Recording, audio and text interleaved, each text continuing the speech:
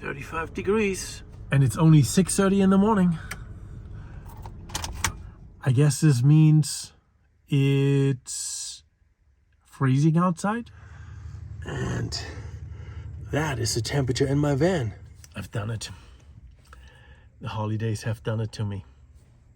I have cheated. You know, coming together with people, celebrating, you get the beverages and the food and the nice girls. I just couldn't resist. I cheated. The temptation was just too great. You know, the smile on people's faces, you know, it's like, how are you gonna reject them, right? I didn't want to cheat. You know, you always say, you know, you're in control of what you do, but I didn't want to cheat. And I feel guilty about it. At least a little bit. I mean, it was good. Don't get me wrong. It was good, right? So, I guess if it's just a one time, totally worth it. But if I keep doing it, then that might be a problem.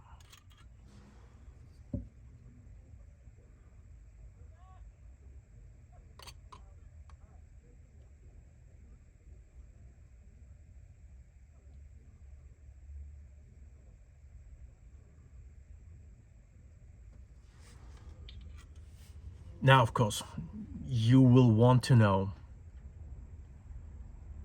how bad it was. I mean, did I go all out, or did I still hold back a little bit, right? You want to know the dirty little details. And, well, the details are that. Cheers.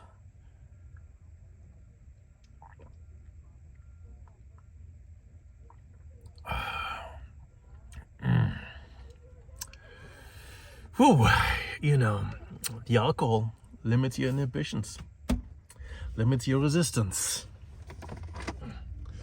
And that's why I had a whole bottle of the alcohol. Yeah. So I cheated on my carnivore diet. Of all things. I've been consuming alcohol during the holidays. The first two holidays, that is, Thanksgiving and Black Friday. I mean, now it's Saturday. I'm still drinking this because obviously I have to finish this, right? It's not going to go to waste. I'm not going to keep it around for a long time. I'm going to finish it as soon as I can. But yeah, I cheated. And I'm still cheating. So it's not actually a one time. This is the third day of cheating. Now, I was good as far as food is concerned. So with my food, I did not do anything that is not carnivore. And that I'm kind of proud of. But it's also because it was just simpler to do it that way. Now, my Thanksgiving dinner, you saw it in the video. What am I grateful for? Okay, I had the bacon and eggs and the turkey. The bacon overcooked, the eggs dry and bland, and the turkey, white meat, dry as is expected. That was a fail. As far as satisfaction was concerned, it was a total fail. And that is why we're going to recreate that exact meal right now, right here, at this very moment. And we're gonna make it delicious. Full disclaimer, I got those things at a discount because I know the people. So I can't actually cook that for the same price. But it doesn't matter. I'm gonna make it delicious. And here is what we need. We need a little hot plate.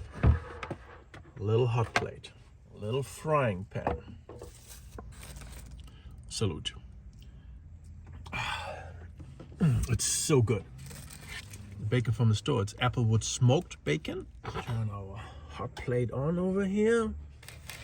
I'm going to cut the bacon in half. Because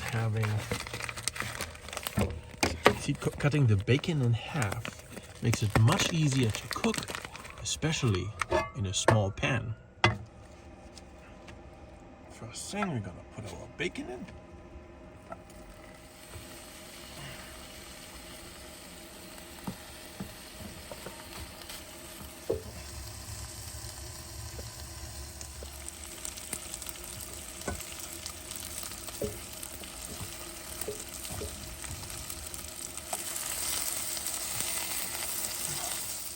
Bacon is ready.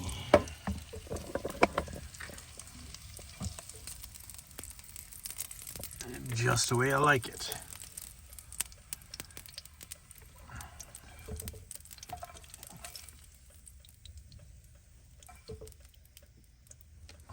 Cooked but floppy. This is roughly 2 to 3 tablespoons straight in the pan.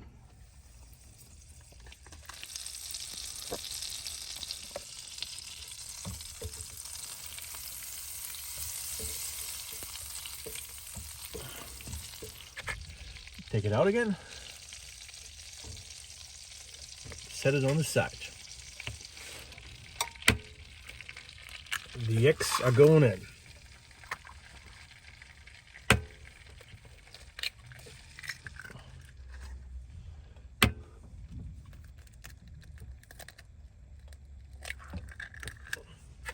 Peel out any eggshells that we accidentally dropped, if we can.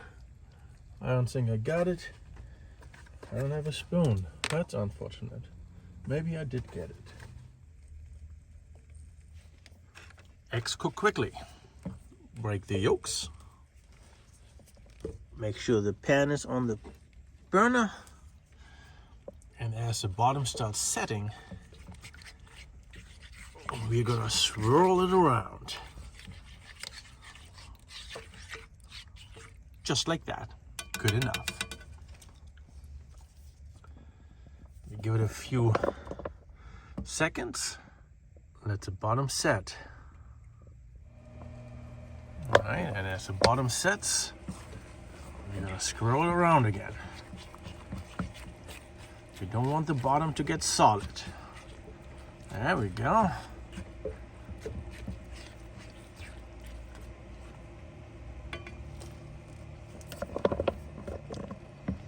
These eggs are almost done. All right, do it again. All right, there we go. Oh yeah. The liquid is almost gone. Now it's just a little bit sloppy. We are nearly there.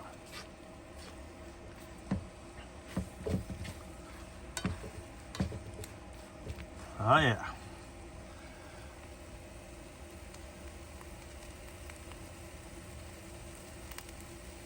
Last 5 seconds. 5, 4, 3, 2, 1, 0. And the last stir. And our eggs coming off the stove. And onto the plate.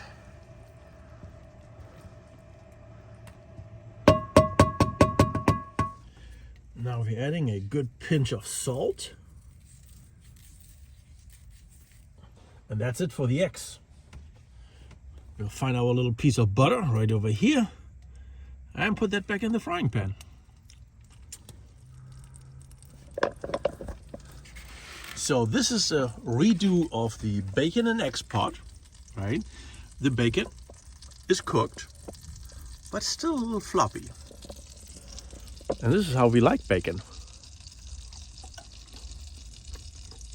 Oh yeah, you got taste, got the fat in it, got the meat in it.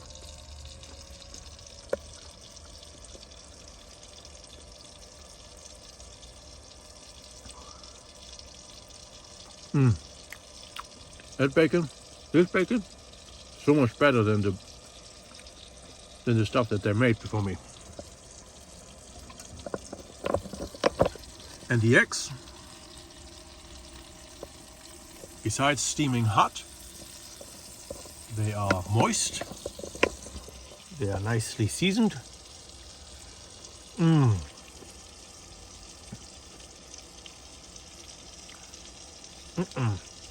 We have pockets of the white egg and the yellow egg part.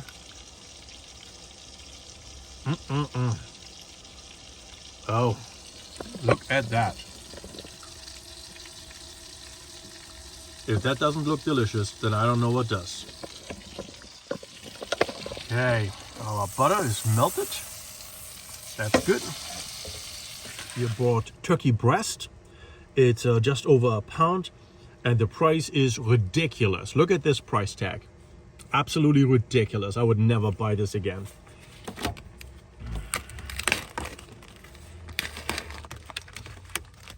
Open it up and just take it right out. Okay, look, I see already what they have done. They have cut them down. It's not even full breast pieces. Well, no, wait, actually. Okay, there you go. And next we're gonna be using some type of adobo seasoning mix. And we're just gonna put it right onto the turkey. Alright, I believe there's salt in here too. That is nice. There's a lot of juice in there. I want to show you actually something. Right here on the label it says somewhere that there's a 12% salt brine added to the package. And this is fine, right? If this is added to the package, not a problem at all, right? Because I don't have to put that into my pan. However, if that is injected into the meat, that is horrible. We don't want that. Ask your retailers to not inject their meats with water or buy such meats from wholesalers. You can't brown the meat and it's gonna whittle down to nothing and you're gonna make a wet mess in your pan. No good. In the meantime, I gotta eat my delicious eggs. They are moist.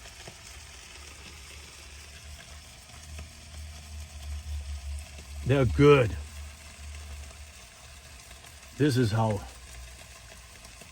And bacon is good too.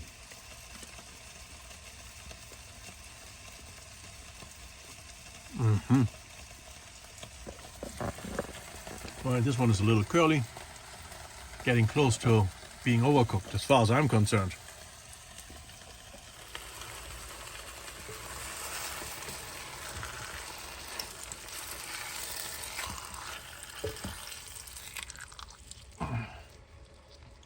Okay, there's a little browning action going on. Not a whole lot, but a little. We take it. That's the first side of the chicken. Turkey, it is turkey. Okay, it's getting a little dark, so my camera now has a light on it. Looks delicious, right? We're gonna take one out, this one, to test. Oh, we know already. It's not ready yet. Yeah, look at this side over here. You see that pink right near the fork? Yep, not ready. Goes back in. Needs more time. We're gonna try this one more time. Take a piece out. Now we're gonna cut it in half. Off camera, essentially. Let's see what it's like. And look at that. You could say there's a little bit. Is it focused? You could say there's a little bit of a pink thing still over here. But as far as I'm concerned, that is good enough. That's probably cooked enough. When you think about undercooking meat, you have to consider the origin of it, aka a clean farm environment, and B, that it's refrigerated the entire process from butcher until table. Additionally, freshness, right? I just bought this. Now, while I know it's been sitting at the supermarket on the shelf and probably before that in a case, checking the dates on things is usually important, and most of the time cooking it a little bit under like this is gonna be fine. In the meantime, we are going to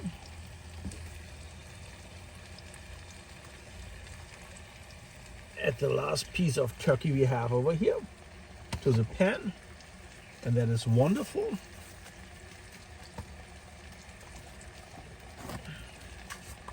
And we're gonna add some more adobo because that is wonderful too.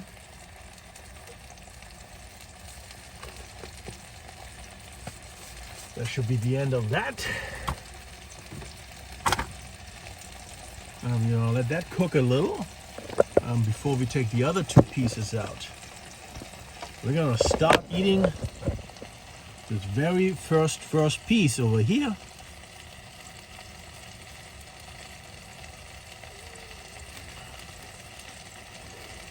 Okay, we know it's a little undercooked, tiny little bit, so we also know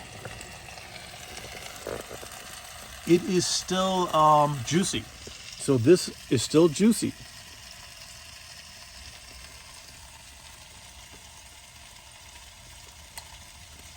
Yeah, it's good. It is good. I'm gonna fork myself a bigger piece and bite it off.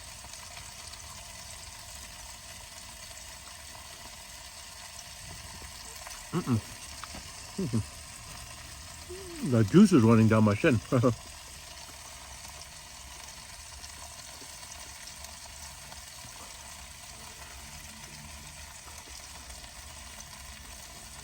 This is good. This is juicy. This is seasoned. This is delicious. I want to eat this. That's the bottom line. I want to eat this. It's cooking and cooking and cooking, cooking, cooking, cooking, cooking, cooking, cooking.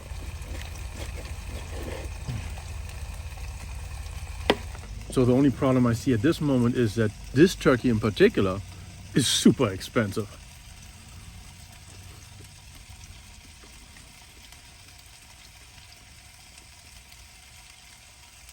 $7.49 a pound. They gotta be out of their mind.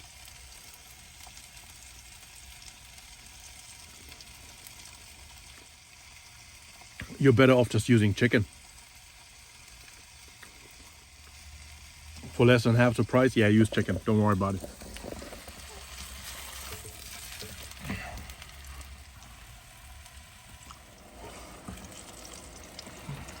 All right, now I'm gonna get a little bit more of a crisp over here, a little more browning going on.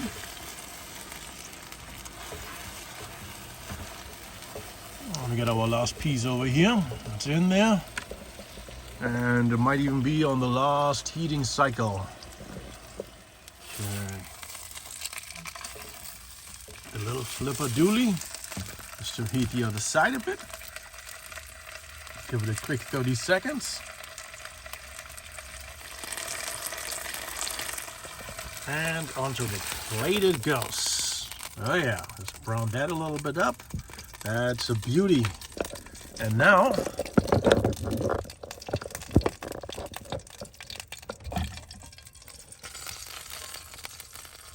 whatever butter we got left in here goes on the plate. And everything else gets wiped out. Here we're having our last piece. Cut it in half. Let's take a look. It's cooked. It's cooked. Right? Took a look at the other half. It's cooked.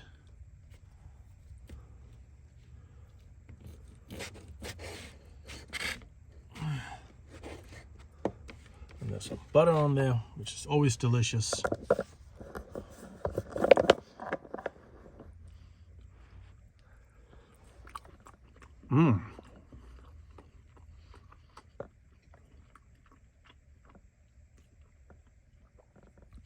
Even more juicy than the other 3 pieces because I did not overcook it. If you learn one thing from this video, it is, well, no, actually you got to learn 2 things probably.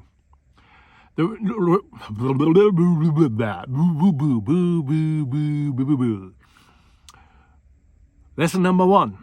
Yes, you can cheat. It's okay. It's not perfect, but it's okay as long as you get back on track.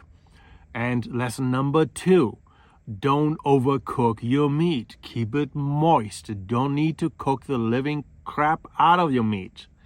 Especially turkey, but chicken too, steaks, pork chops, whatever it is. Most meats you can slightly undercook. Usually, when it's slightly undercooked and you take it out of the pan or out of the oven, as it's resting, it continues to cook. Like when you have something in the oven, for example, you might put your oven thermometer, the one that you stick into it, right? It might actually tell you to take the meat out when it's only at 120 degrees. Because while it's resting, it's still going to essentially cook further and get the rest of it to 130 degrees. That is kind of like for beef or so, right? But it means the resting period itself still continues the cooking for at least a period of time, and you're better off undercooking your meat slightly. Unless you know your meat is like, on the verge of turning bad, right? In that case, cook it well done, whatever, man. As long as you can still eat it.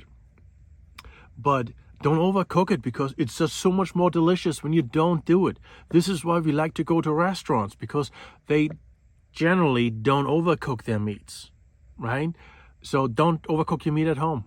That is your lesson. Very simple. All that being said, I'm gonna be going to work again, of course. You gotta keep on working. And I hope you had a great Thanksgiving all. How do you like your eggs and bacon? Do you like your eggs scrambled or fried or over easy or sunny side up? How do you like your bacon? Floppy, barely cooked, incinerated, well done, crispy? Let me know in the comments because I really like to know. I want to know what people actually like instead of me thinking this is what people might like. All right, I'll see you guys next time. Of course, there's one last thing, and that is our power bank. Not easy to see. What's the percentage? 76? All right. So 76, so we used a quarter of the energy, probably because we had to put one last piece of turkey in. That kind of got us below 80%.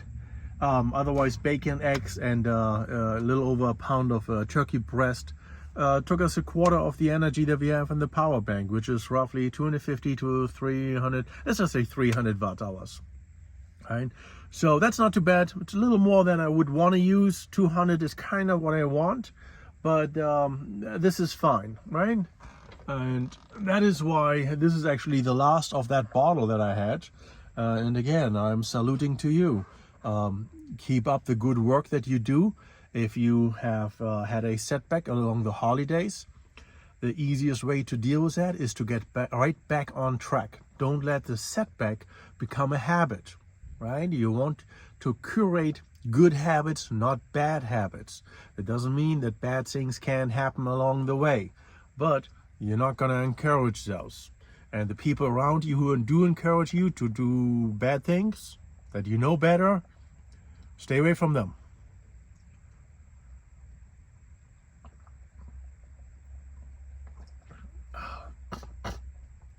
Delicious though. You don't need to try, or you will fail if you try to change people's worldview. You don't need to change people's view on life and the world. What you need to do is change how people interact with you. right? So you could have someone who very firmly believes in cooking the crap out of that turkey breast because that is the only way it has to be done. But if they can accept that you don't like it that way because you're a friend or family member, right? If they can accept that, and either if they are doing the cooking, perhaps accommodate you or not at least criticize you, that will be the win, right? You don't need to change someone's entire view on life. You just need to change how they interact with you. And if you're friends and if you're family, I think a certain amount of respectful interaction is necessary. Respectful. And respectful in this regard would be to, not be excessive about statements. The same thing goes the other way around.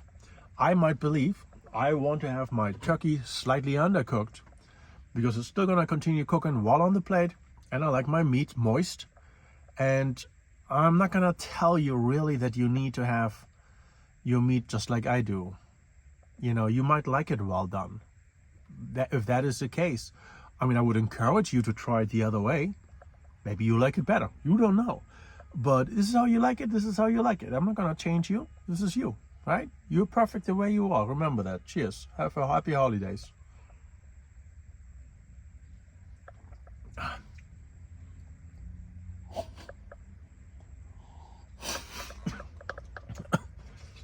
I need to get another bottle of that shit. It's good.